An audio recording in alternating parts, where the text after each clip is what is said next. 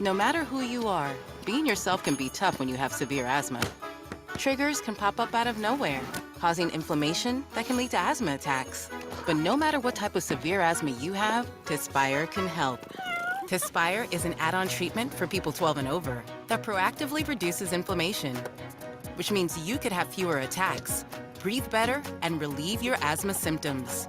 So you can be you, whoever you are. Tespire is not a rescue medication. Don't take Tespire if you're allergic to it. Allergic reactions may occur and can be serious. Rash or eye allergy can happen. Don't stop your asthma treatments unless your doctor tells you to.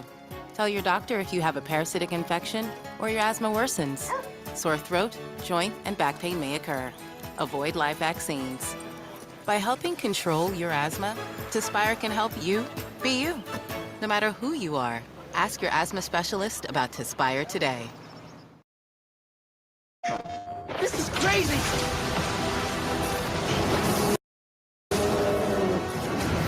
We call it a symbiote, and it chose you. What the hell's going on with Pete?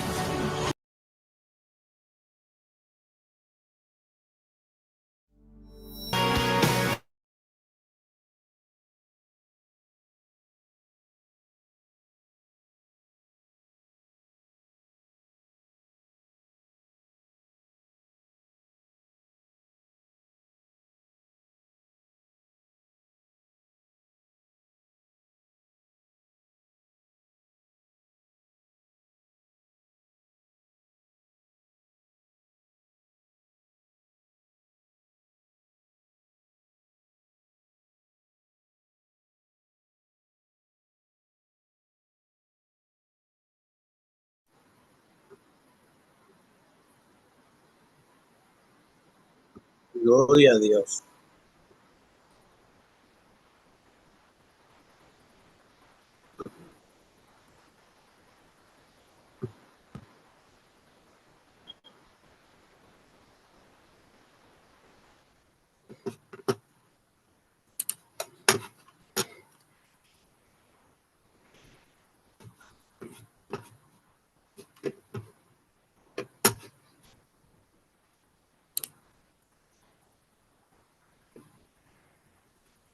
Gloria a Dios. Bendiciones, mis hermanos amados. Gracias a todos los hermanos que van a entrar. Todavía no han entrado ninguno, pero voy a iniciar porque es la hora.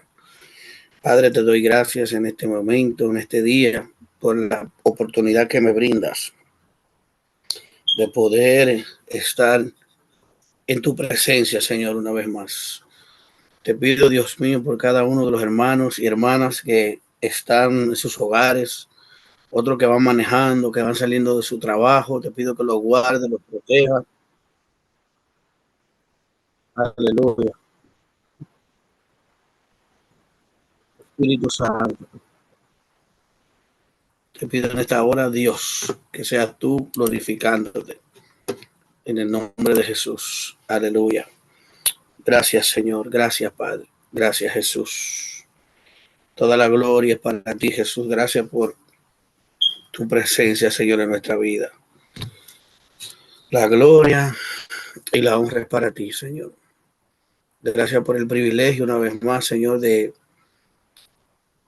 ser, Señor, llamado tus hijos y de venir, Señor, a este lugar de reunión donde tú nos convocas, Señor, para aprender de ti y para instruirnos, Señor, en tu justicia, santificarnos por tu palabra y guiarnos a toda verdad, Señor. Gracias por tu palabra, porque ellas son vida a todo aquel que la sigue.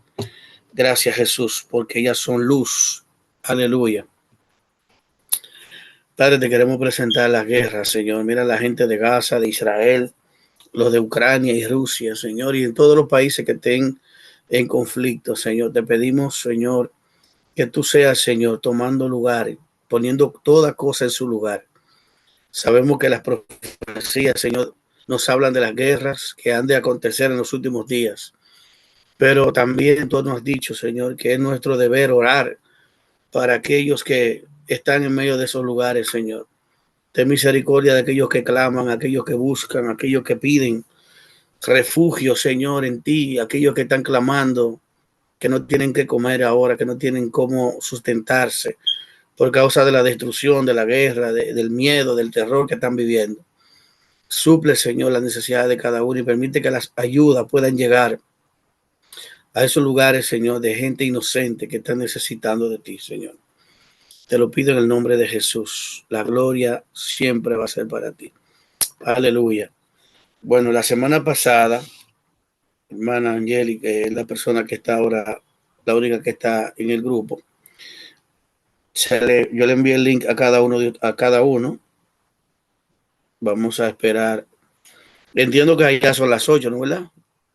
Entonces, el que está bien soy yo, porque en el sentido de que estoy entrando una hora más antes para mí y ustedes están en su hora normal, en el sentido de que la hora de ustedes no ha cambiado, nada ha cambiado. Así que gloria a Dios por eso. La semana pasada nosotros vimos, déjame ver, yo te estoy compartiendo la pantalla, ¿verdad? Vamos a compartirla. Sí, estoy compartiendo la pantalla y vamos a ver. Bien. Quedamos la semana pasada, hablábamos sobre el pecado de los hijos de Elí. Mencionamos, ¿verdad?, que ellos eran impíos, que menospreciaron a Dios y que, por lo tanto, Dios lo desechó a ellos de una manera que ellos nunca más pudieron ser sacerdotes. Y el juicio de Dios cayó sobre ellos. Ahí vemos la pantalla, nos habla del pecado de los hijos de Elí. Leímos esa cita que hablaban que eran hombres impíos. Y en esa otra leímos que menospreciaban las ofrendas. Y en primera Samuel 2, de 22 al 24, hablaba de que fornicaban con los hijos, con las mujeres en el mismo tabernáculo. Es decir, que no eran hombres para nada buenos. Bendito sea el Señor. También la consecuencia del pecado de Elí. Elí tenía una consecuencia y era que él sabía y nunca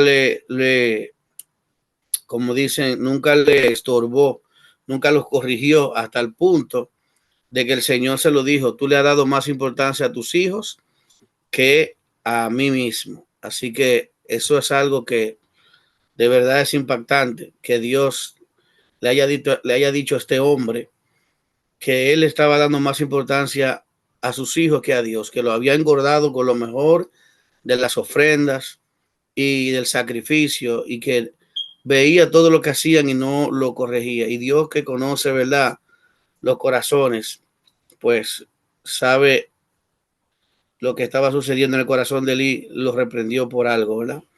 Y hoy vamos a hablar sobre Samuel y sus hijos. Esta parte es muy importante, ya que Samuel era el sucesor, vamos a decirlo de esa manera, era el sucesor de Elí. ¿Y qué sucedió con este muchacho, con Samuel? Que la misma cosa que él aprendió, o sea, lo mismo que él vivió a través de Elí. Elí no fue un buen padre, no fue un padre ejemplar, no fue capaz de guiar a sus hijos por el camino de tal manera que estos pudieran verdaderamente cumplir el rol que Dios le estaba llamando a hacer, que era de ser hombres idóneos, ¿verdad?, que tuvieran la capacidad de honrar a Dios, y el Señor se lo cobró. Vemos que Samuel también tuvo una situación en primera de Samuel capítulo 8, versículo del 5 al, perdón, del 1 al 5. Vamos a buscar en nuestra Biblia aquí, perdón, vamos a buscarlo aquí en la Biblia. Bendito es el nombre de Dios. Gracias, Jesús. Entonces,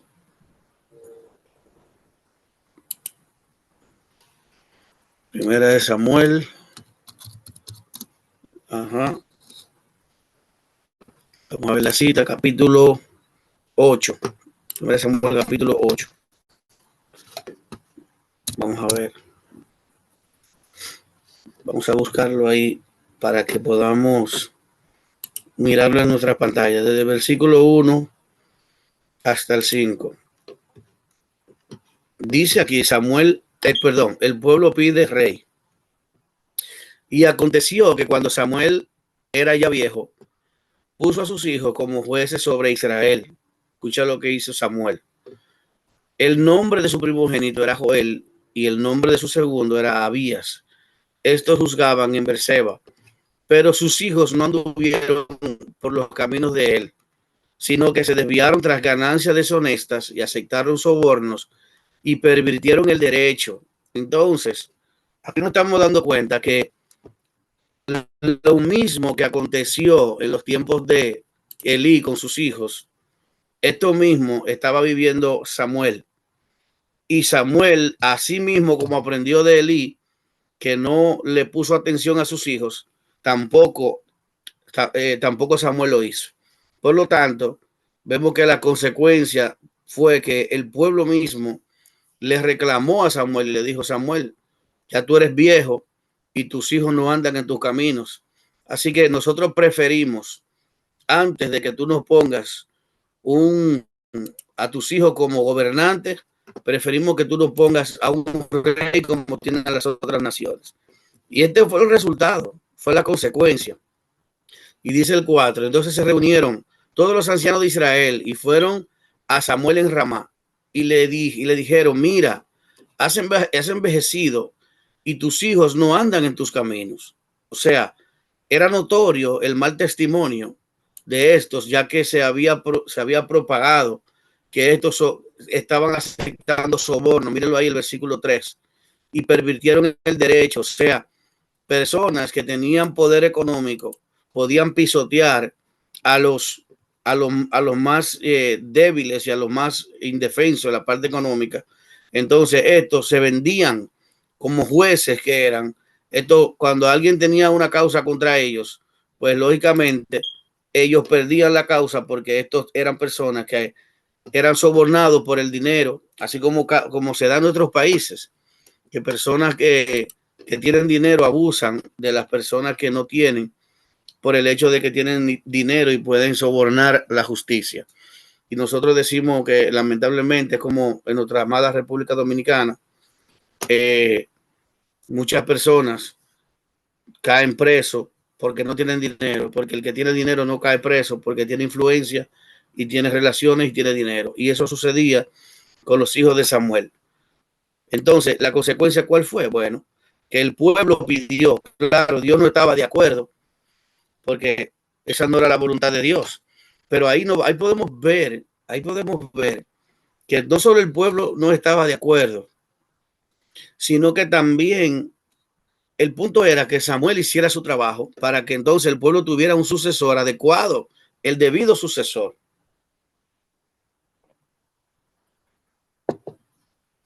Somos nosotros, los líderes, que estamos llamados a formar la próxima generación, para que nosotros no nos quedemos, esa generación no se vaya perdiendo, no vaya perdiendo la visión, no vaya perdiendo la costumbre, la identidad. Y vemos que eso fue lo que sucedió. El pueblo fue perdiendo la identidad, fue perdiendo la costumbre, hasta el grado que ellos comenzaron a parecerse más a las demás naciones. La diferencia que tenía el pueblo de Israel era que todas las naciones tenían reyes y estos tenían gobernantes, que eran los profetas, que eran los que dirigían, que eran los que estaban ahí guiando al pueblo por medio de la palabra.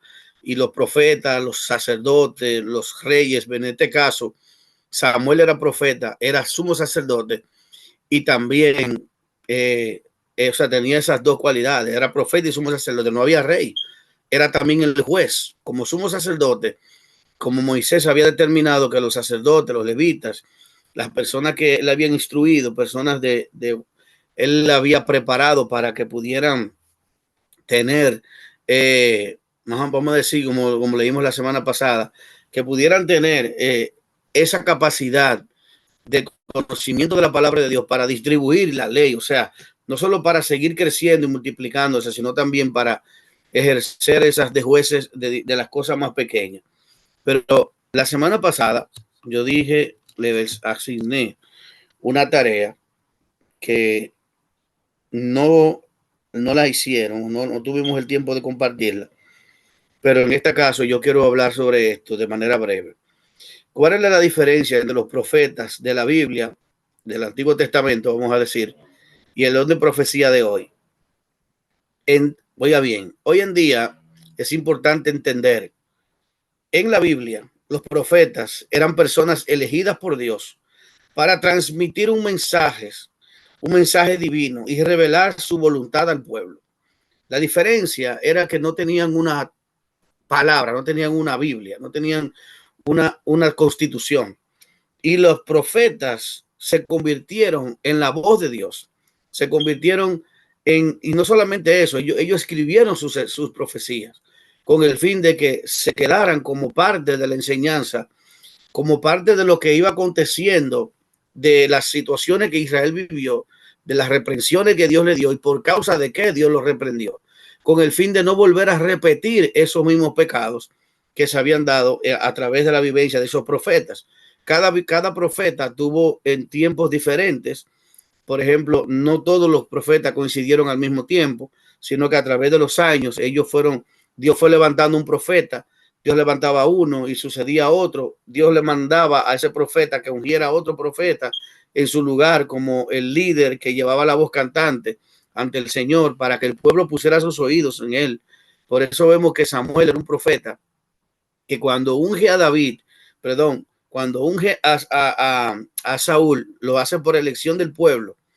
Ya el pueblo, entonces, al ser Saúl ungido, a quien ponían atención eran a Saúl, que era el rey.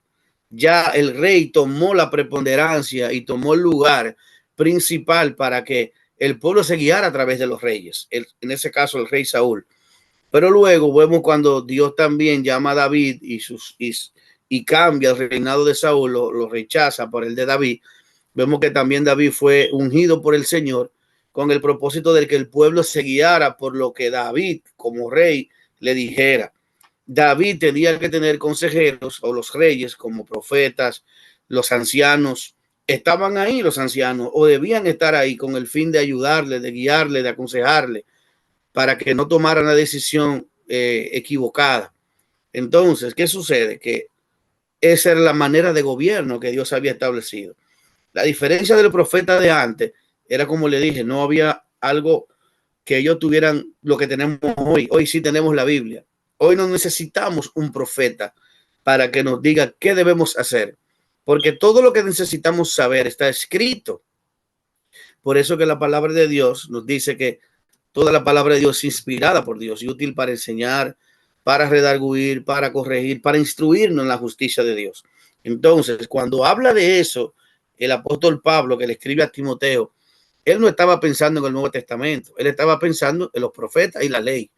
O sea, todo lo que estaba escrito antes, porque en lo del Nuevo Testamento, todo lo del Nuevo Testamento es en sí una interpretación del Antiguo Testamento y cosas que el Señor fue revelando que en el Antiguo Testamento no estaban muy claras, pero todo lo que hay en el Nuevo Testamento es una revelación y una aclaración por medio de esos hombres de Dios inspirados por el Espíritu para que pudieran interpretar o trasladar la comunicación del Antiguo Testamento al punto donde se estaba viviendo en el momento.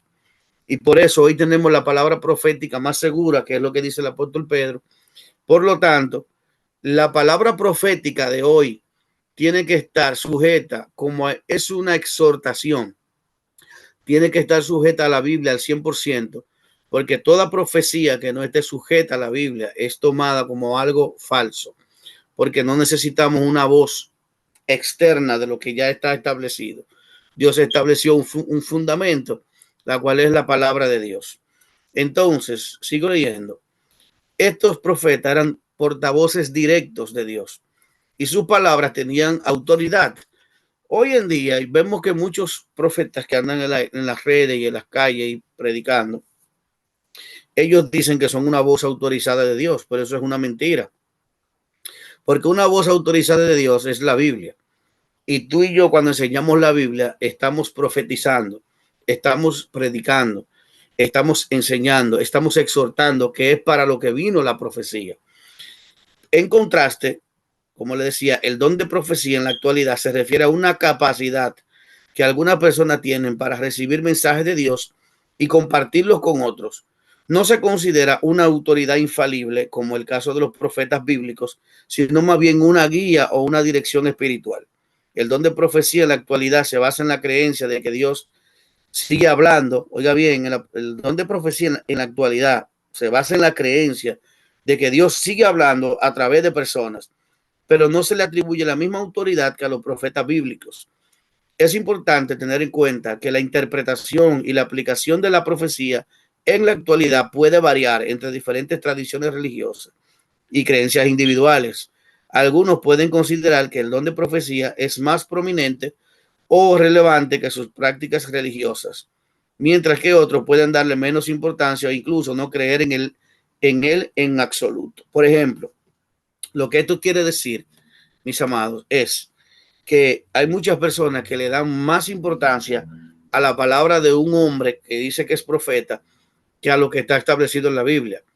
Y eso es la realidad. Hoy en día tú en una congregación, tú anuncias y dice, va el profeta tal, de tal país el domingo tal, y la iglesia se va a llenar. Pero si tú no anuncias un profeta y si no una persona que va a enseñar la palabra, la gente no va igual. ¿Por qué? Porque a la gente le gusta esa adivinanza, la gente le gusta ese tipo de contenido. Entonces seguimos para terminar. En resumen, la diferencia clave entre los profetas de la Biblia y el don de profecía de hoy es la autoridad y la infalibilidad atribuida a sus palabras. Solo la palabra de Dios es infalible. La palabra profética de cualquier persona, no importa cómo se llame, que sea creyente, que sea cristiano, que tenga el título que se diga tener. Usted puede ser apóstol, según usted, que no lo hay, profeta, usted puede ser un arcángel, usted puede ser, bueno, porque hay gente que hasta dicen que son arcángeles ya, pero usted puede ser lo que usted quiera creerse ser, pero su palabra no es una palabra autorizada y no es infalible, sino que lo único infalible es la palabra de Dios. Los profetas bíblicos eran portavoces directos, mientras que el don de profecía en la actualidad se considera una guía espiritual, pero no tiene la misma autoridad absoluta. Así que ese era el resumen de lo que queríamos hablar con respecto de la diferencia del don profético y de los profetas del Antiguo Testamento. Así que seguimos. Cuando hablamos aquí en Primera de Samuel, capítulo 8, del 1 al 5, hablando sobre los hijos de Samuel que se volvieron avaros y que pervirtieron el derecho, vamos a ver que como líderes que estos eran y que estaban en preparación, debían asumir el rol de su padre, pero porque ya su padre era viejo.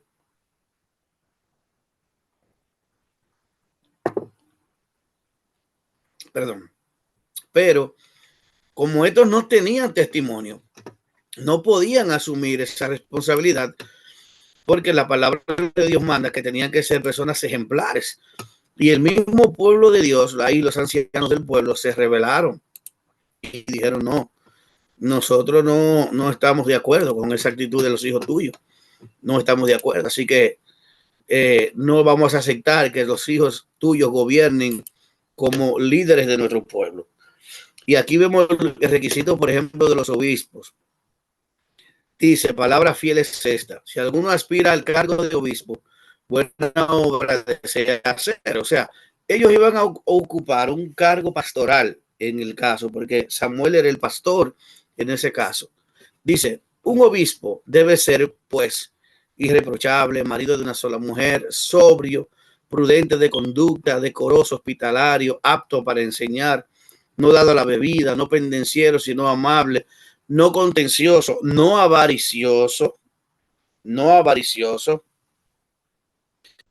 Entonces, estoy trabajando. Gloria a Dios. No avaricioso. Y por lo tanto, estos vemos que esta partecita que estoy sombreando, que decía que estos pastores, estos obispos debían ser hombres no avariciosos y que gobernaran bien su casa. Por lo tanto, ellos no tenían esa característica. Los hijos de Samuel eran totalmente avaros y todo era el dinero. Hoy en día vemos una línea de personas creyentes. Ellos dicen ser creyentes, pero en realidad de creyentes no tienen nada, porque están completamente contrarios a lo que la Biblia establece. Entonces, estos creyentes, entre comillas, eran avariciosos. Hoy podemos ver, hermanos, aquí, quiero que ustedes me sigan en esta parte. Bendito es el nombre del Señor. Quiero que sigan en esto. Y dice aquí, conozca a los 6 pastores con la fortuna más grande del mundo. Eso da pena escuchar esto. Porque aquí vemos personas que se mencionan que tienen una cantidad de dinero que son exorbitantes para una persona que está supuesto a ser un líder, que lleve una voz autorizada, que guíe al pueblo de Dios a través de la influencia que tienen estos hombres, que tienen mucha influencia, hombres que tienen millones de seguidores. Y esto, miren esta página es una página cristiana, dice Noticias Cristianas. Y vemos aquí 2 personajes, uno conocido, el otro es americano. Dice aquí, el dinero y la religión en algunos casos van de la mano. En este caso, los 6 pastores, quienes son considerados los más millonarios del mundo. El primer caso es Kenneth Copeland, quien además de ser predicador es profesor y cantante, y se cree que posee una fortuna alrededor de $300 millones. Además, Copeland posee una casa valorada en $6.5 millones y su propio jet privado con pista de aterrizaje privada. Se cree que obtuvo su fortuna gracias a sus donaciones, a las donaciones de su iglesia. Benny Hinn, pastor, televangelista, que posee una fortuna de $60 millones.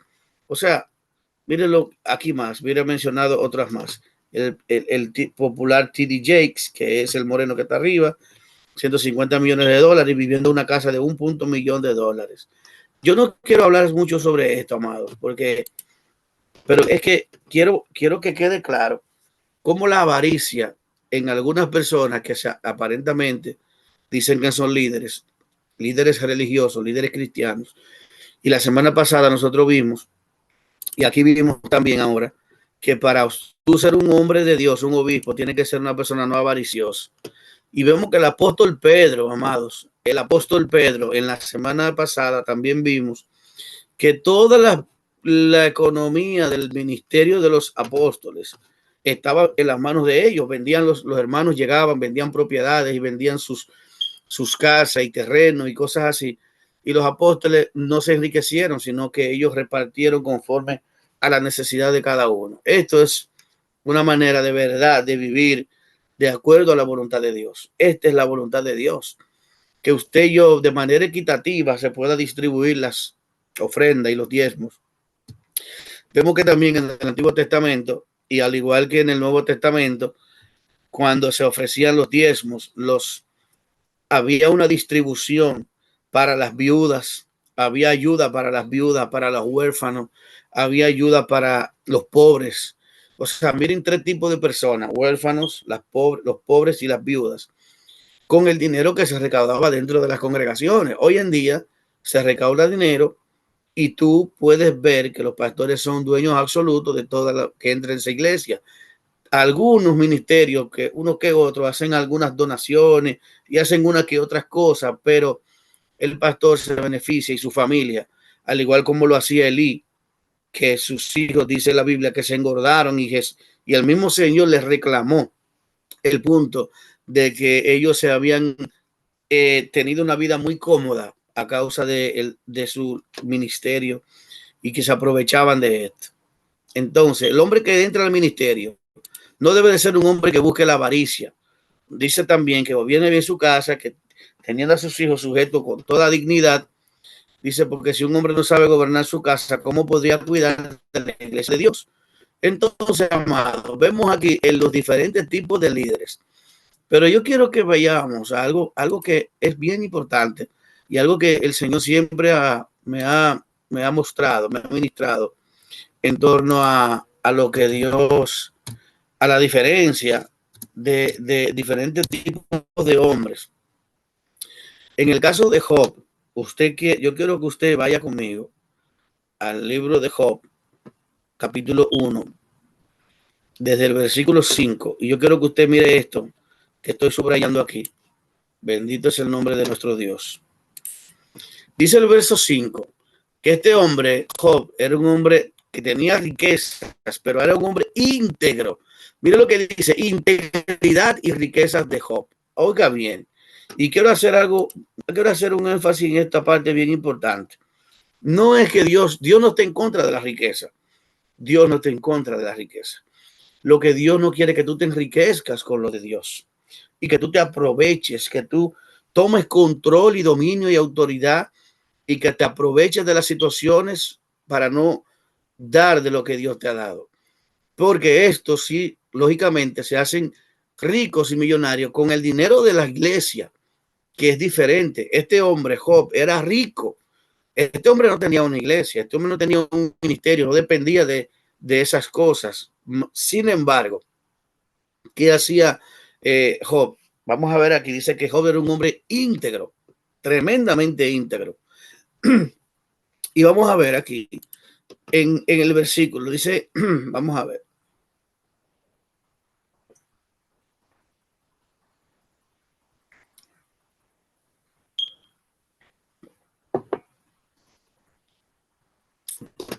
Bueno, Job capítulo 1, versículo 5.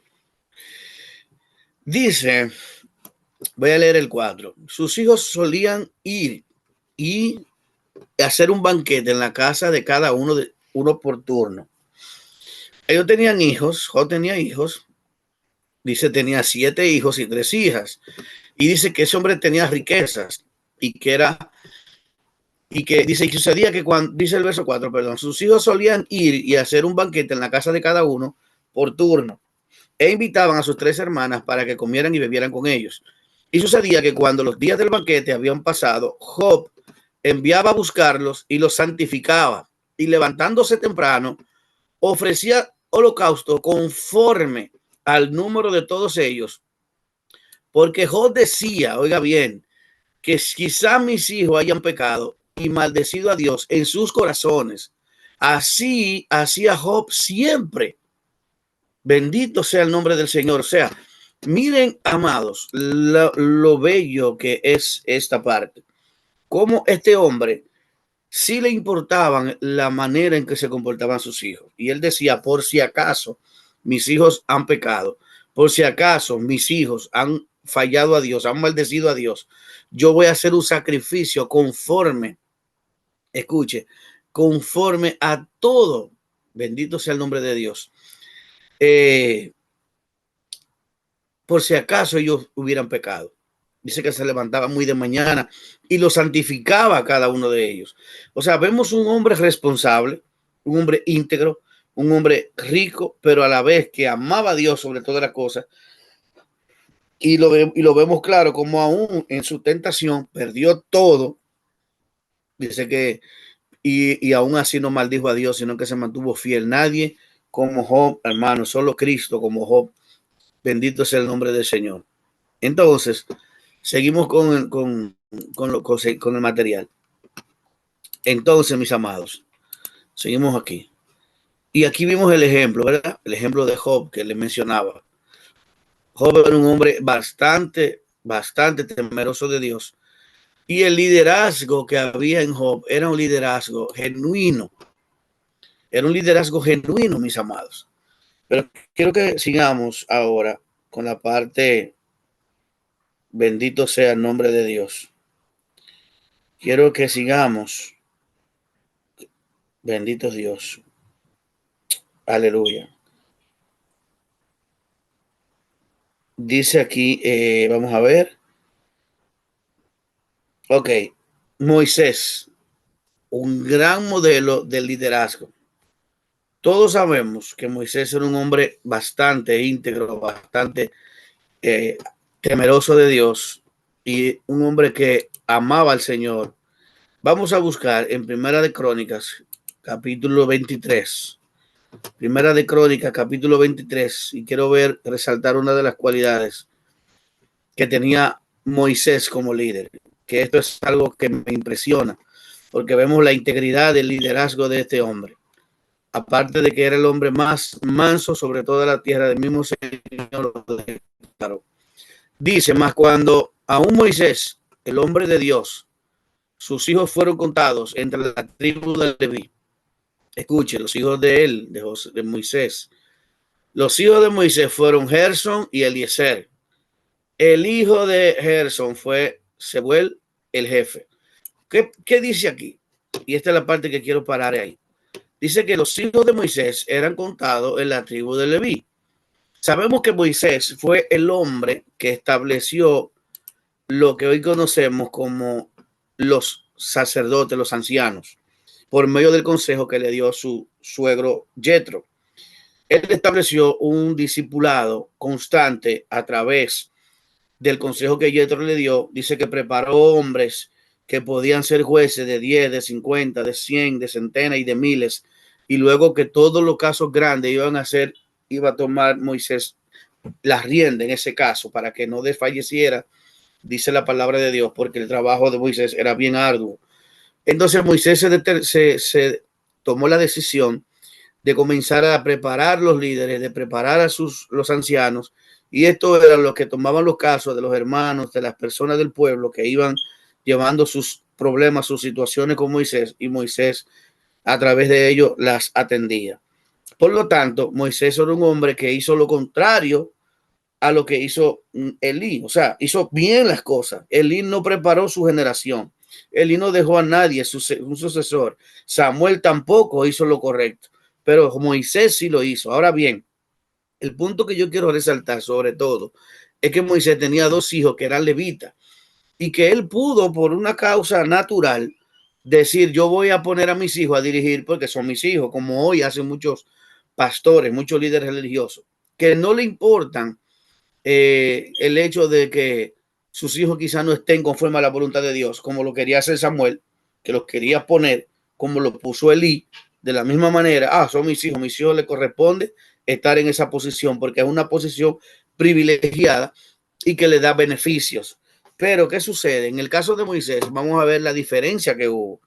Dice que Moisés tenía estos dos hijos y aún así Moisés no procuró, sino que buscó la dirección de Dios. Y en Números capítulo 27, nosotros vamos a ver, Números capítulo 27, gloria a Jesús,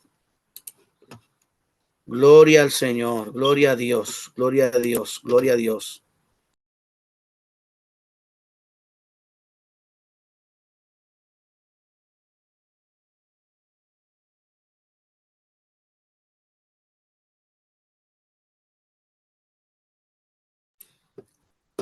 Entonces, amados, seguimos aquí.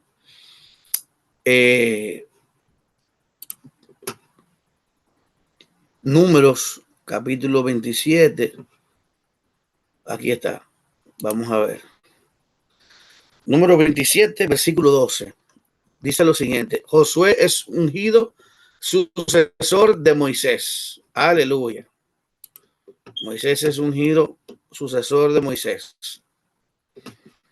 Entonces, aquí vemos que Moisés, a diferencia de lo que se ve hoy en día, no tomó en cuenta que sus hijos eran sacerdotes que se estaban preparando, que estaban esperando, quizá buscando la dirección de Dios para quizás suceder a Moisés, su padre, que tenía dos hijos. Sin embargo, Moisés, buscando la dirección de Dios, el Señor le dice, le muestra.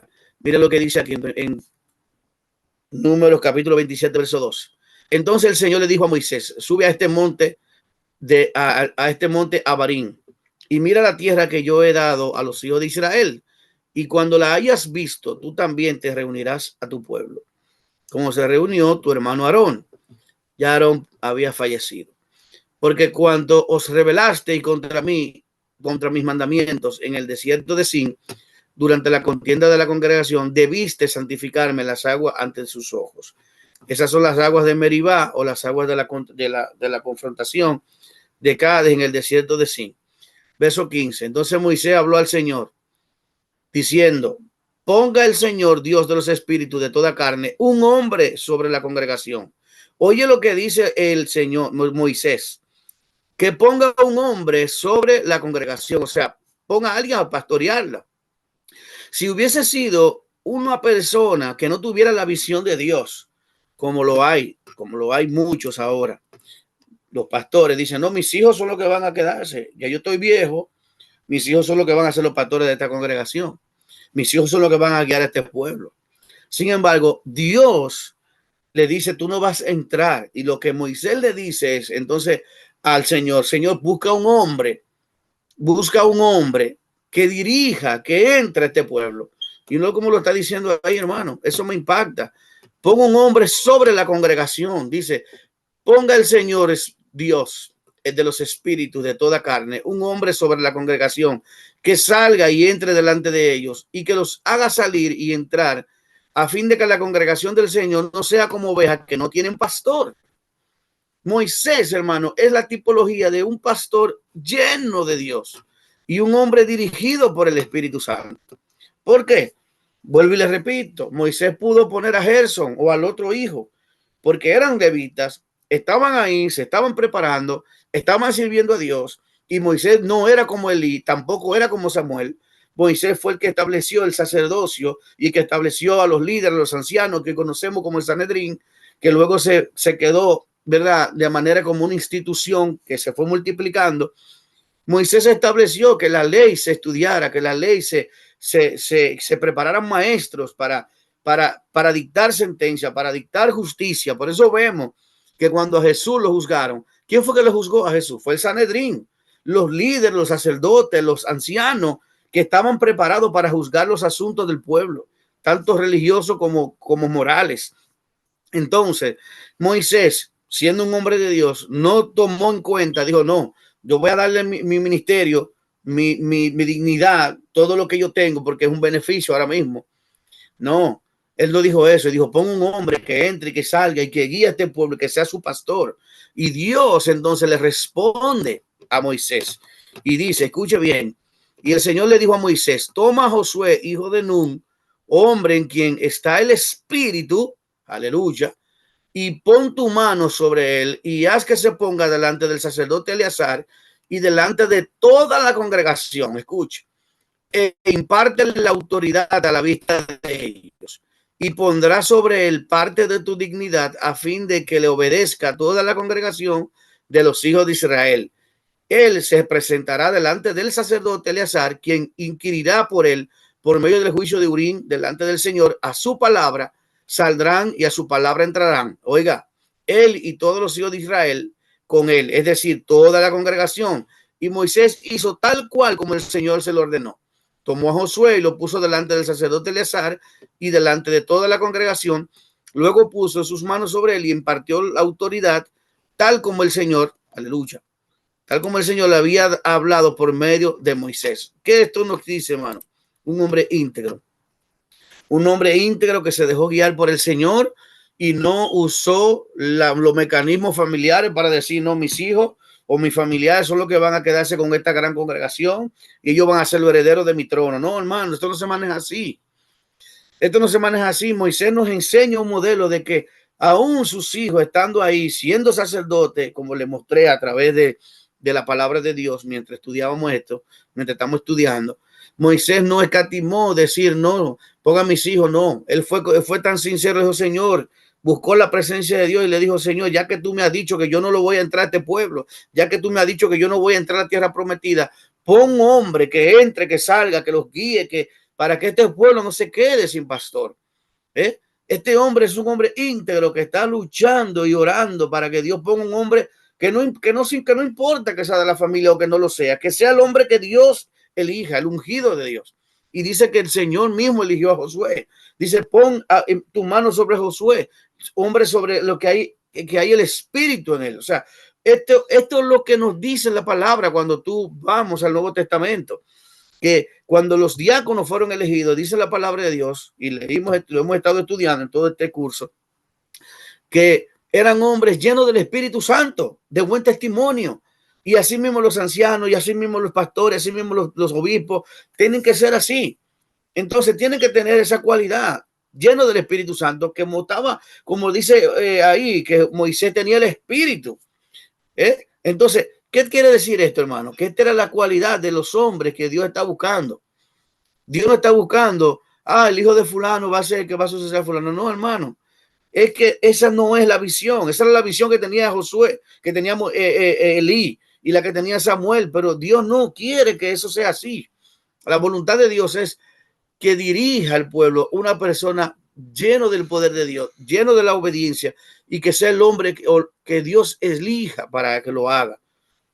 Por eso vemos que Samuel estaba tan desorientado, hermano, que cuando Dios le dijo, venme a la casa de Isaí, venme a ungir a quien yo te diga, ya él tenía en su mente un prototipo de hombre, ya él tenía en su mente un prototipo de líderes, hombres fuertes, robustos, porque él había visto en Saúl un hombre grande, fuerte, atleta, un hombre lleno de capacidades físicas y humanas. Y él pensaba que Dios pensaba de esa manera. Y cuando vio a Sama, el hijo más grande de Isaí, dice, este ciertamente es el ungido de Jehová, un hombre grande, fuerte, poderoso, valeroso. Y dijo, no, este no es.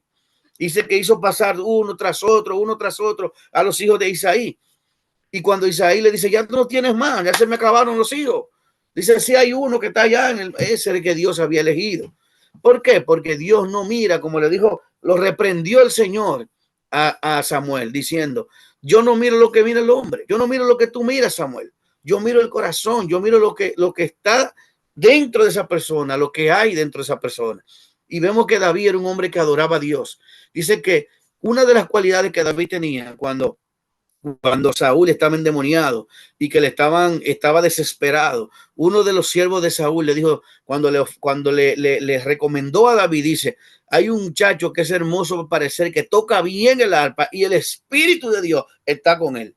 O sea, esa era la cualidad principal, hermano, para que sea un hombre, un pastor, un hombre de Dios, un líder de un movimiento, de una congregación, del pueblo de Dios. Tiene que ser hombre íntegro espiritualmente, lleno del poder de Dios, y que sean personas con conocimiento de Dios y que hagan las cosas correctamente. Esta generación, hermano, es la generación de Elí, una generación que no prepara a sus líderes. Vemos, señores, no solo en la parte espiritual, vemos pastores que se pasan décadas y décadas predicando la palabra, y lo que quieren armar es un imperio de una congregación inmensa, gigante, cuando personas que se congregan en una iglesia grande, mega iglesia, que vienen de otras ciudades, de otros barrios lejísimos, tienen que venir a congregarse. ¿Por qué? ¿Por qué hay que hacer eso? Bueno, porque la intención de ellos no es regar la semilla. La intención de ellos no es llevar el evangelio. Es formar un imperio económico que les dé la capacidad económica de ellos enriquecerse. ¿Cuántos de esos ministerios que tienen miles de miembros tienen pastores ahí que deben estar ejerciendo su ministerio en diferentes ciudades, en diferentes barrios, en diferentes lugares? Pero como la Torre de Babel, siempre los Nimrod de este tiempo quieren establecer un reino, una pirámide, un lugar, una iglesia enorme que llegue hasta el cielo. Por eso muchos dicen y tienen el lema, no, vamos a conquistar Santiago para Cristo, vamos a conquistar República Dominicana para Cristo, vamos a conquistar eso. Se oye muy bonito en la práctica, en la teoría, pero en sí no quieren colaborar ni siquiera con otras iglesias, porque la idea de ellos no es llevar el evangelio. Yo conozco iglesias gigantes, iglesias grandes en Santiago de los Caballeros, que otras iglesias pequeñas les invitan a que participen de una actividad que están en su barrio y ellas no los apoyan. ¿Por qué? Porque no son hermanos aparentemente. ¿Por qué? Porque no son sus intereses. Los intereses están en su nombre, en el logo que ellos tienen. Iglesia tal y tal, ministerio tal y tal, congregación tal y tal. Y así es que se está manejando esto. Y esta es la razón por la que no estamos haciendo la cosa como Dios manda. No estamos pensando como Moisés, que Moisés no le importó, que no era de su círculo, que no era de las personas, que no era de sus hijos, que no era de las personas llegadas a él. Él no importó traspasar la antorcha a otra generación y a otro hombre que no fuera ni siquiera familia de él.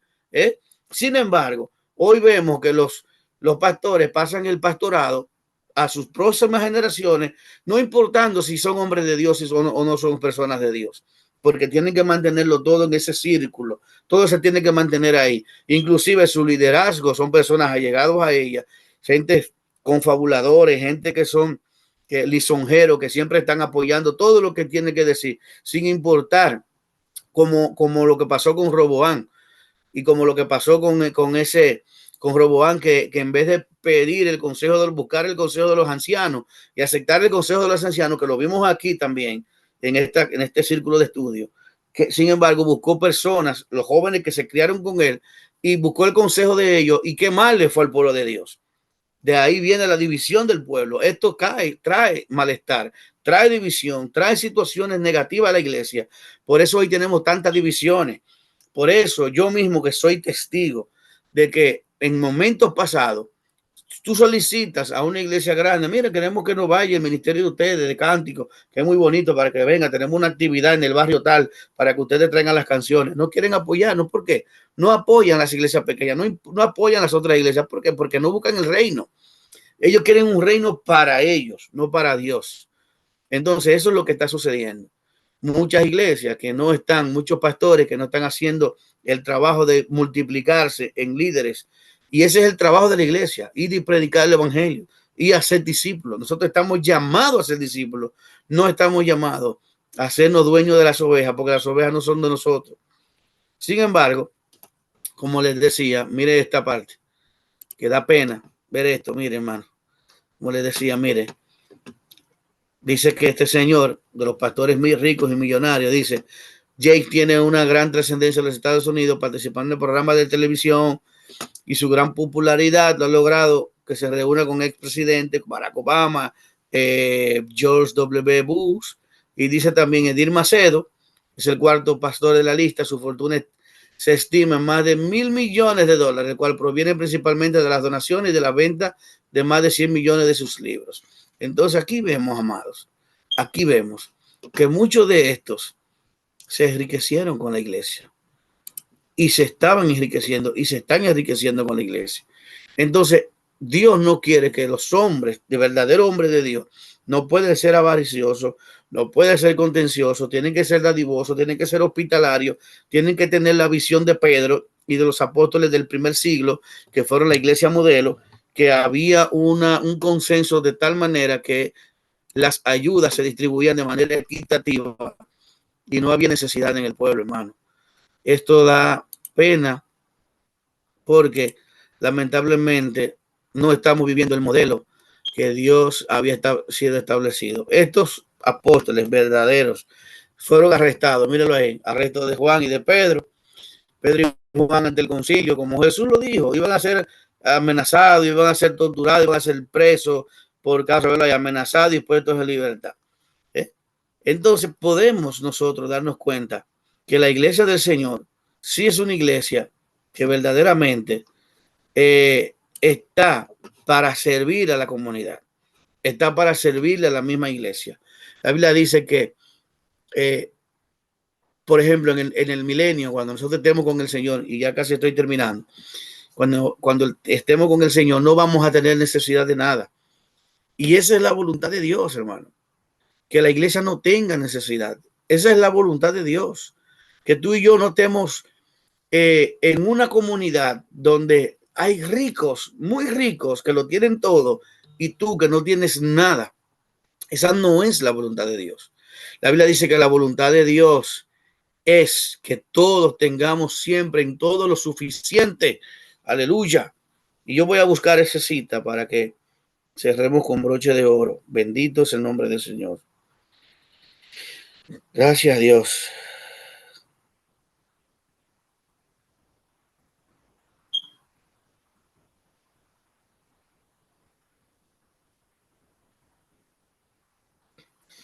Bendito Dios. Segunda de Corintios capítulo 9, versículo 8. Y usted verá, mi amado, esto sí saben ellos hacerlo. El dinero, porque eso sí saben ellos, pero no saben compartir. Segunda de Corintios capítulo 9. Bendito Dios. Vamos a ver. Dice aquí, y Dios puede hacer que toda gracia, mira lo que dice el verso 6, aquí está. El que siempre escasamente segará, y el que siembra abundantemente, abundantemente también segará. Este es uno de los textos que estos maleantes utilizan del Nuevo Testamento para decir que tú debes de sembrar generosamente. Pero ¿quién es el que recibe la cosecha? Porque cuando tú vas echando dinero en la bolsa del alfolí, como le llaman ellos, cuando tú vas echando dinero, en realidad se va quedando en una sola bolsa y todo se demás se va repartiendo para un solo lado. Dice aquí, el que sigue escasamente, siempre escasamente segará. Y el que siembra abundantemente, abundantemente segará. Cada uno dé como propuso en su corazón, no con mala gana ni por obligación, porque Dios ama al dador alegre. Y dice, y Dios puede hacer que toda gracia abunde para ustedes, a fin de que, teniendo siempre, escuche, lo suficiente, a fin de que teniendo siempre todo lo suficiente en todas las cosas, abundéis para toda buena obra, como está escrito. Repartió y dio a los pobres, su justicia permanece para siempre. Y dice, y el que suministra la semilla al sembrador y pan para su alimento, suplirá y multiplicará vuestra sementera y aumentará la siega de vuestra justicia. Seréis enriquecido en todo para toda liberalidad, la cual por medio de nosotros produce acción de gracias a Dios. Bendito. Pero dice aquí, sigue diciendo, porque la administración de este servicio no solo suple con plenitud a lo que falta a los santos, escuche, porque la administración de este servicio no solo suple con plenitud a lo que falta a los santos, sino que también sobreabunda a través de muchas acciones de gracias. Bendito Dios. Entonces, mis amados, esta es la bendición más grande que Dios nos da. ¿Cuál es? De que cuando tú y yo damos para Dios, el que la recibe, que es el que administra, no puede ser un hombre avaricioso. ¿Por qué? Porque eso es lo que está gobernando. Lo que realmente debe haber un hombre que tenga el corazón de Dios, un corazón que esté puesto en el pueblo. ¿Para qué? Con el fin de que supla las necesidades de todos los que están ahí, de acuerdo a la necesidad que hay, para que todos abunden en gracia. Oiga bien, para que todos abunden en gracia. Y la Biblia dice, y Dios dio a los pobres, y nadie tenía menos y ninguno tenía más, dice la palabra de Dios. Lo que quiere decir que si yo tenía 20 y yo vivía con 10 o con 15, yo repartía parte de ese dinero. Y en ese caso, bendito Dios, hay un chat, vamos a ver qué dice. En ese caso, amén. Entonces, en ese caso, dice, todos recibían, y lo que recibían, hermanos, de los que recibían, se compartía. Yo tenía un tiempo de abundancia, esta semana me fue bien, yo de esa abundancia yo daba, el otro estaba mal, entonces ese que no tenía recibía de mi abundancia, y así por el estilo nos ayudábamos uno con otro mutuamente. Y Dios iba repartiéndose de acuerdo y multiplicaba los panes y los peces como lo hacía Jesús, y multiplicaba lo que se daba. Y que así, cuando tú lo haces con amor para Dios, las cosas se suplen, las necesidades se ayudan uno con otro.